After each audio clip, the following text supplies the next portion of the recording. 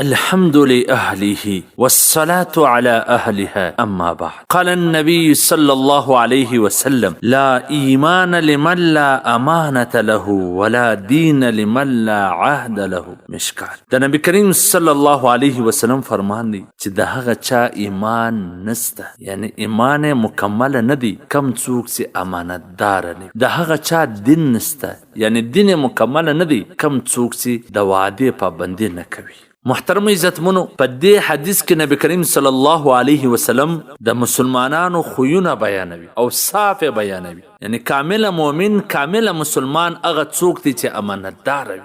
د کامل دین خاون هغه څوک دی چې د وعده خلاف ورزي نه کوي. چې څوک د وعده خلاف ورزي کوي هغه د کامل دین خاون نسی جوړیدل. نو په کوم مسلمان کې چې دا خویونه نه وي هغه د ایمان د خوند سره نسی برخمن کېدلی. نو هر مسلمان ته د دغه دوو خویونو د دوو صفتونو خیال ساتل ضروري دي. ځکه نبی علیه الصلاة والسلام په اکثر واعظ او نصیحت کې دا خبره کوله چې امانتدار جوړ سي، په امانت کې خیانت مه کوئ او دغسې خپلې وعدې پوره کوئ. د وعدو خلاف ورزي پوښتنه به ستاسو څخه کېږي. الله فرمایي: واوفوا بالعهد ان العهد کان مسؤولا. چې تاسې خپلې وعدې پوره کوئ، ستاسې به ستاسې د وعدې په هکله پوښتنه کېږي. اوس امانتداري دا یو ډېره پراخه معنا لري، دا یو ډېر په خپله معنا کې وسعت لري. تاجر باید په خپل هر کار کې امانتدار وي، په لین دین کې امانتدار وي، د دوکي او د پراډو د دې څخه خلاص وي. ملازم باید په خپل ملازمات کې، مزدور په خپل مزدوري کې، نوکر په خپل نوکري کې د خیانت نه وکړي د خپل سیټ سره، د خپل د دکان د مالک سره، د هوټل د مالک سره. کور کې یو مزدور دی د کور د مالک سره خیانت ونه کړي، نه دی په لین دین کې خیانت کوي، نه دی دغه په کور کې خیانت کوي. د ماما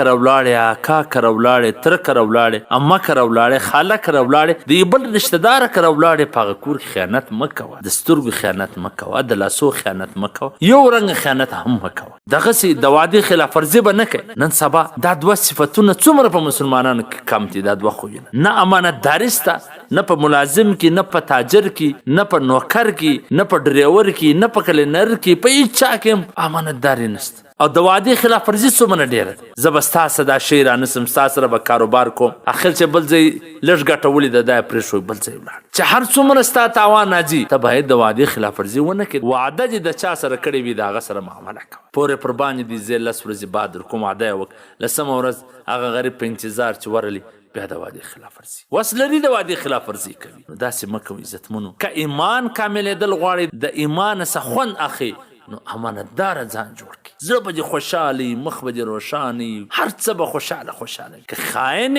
نو خاین به په هر حال کې پریشان. د وعدې خلاف ورزي مه کوه، دین به دې مکمل سي. والسلام. قدرمنو اوریدونکو، تاسو د محترم مولوي عبدالرحمن صمیم صاحب و سهارني نبوي حدیث ته غوږ واست.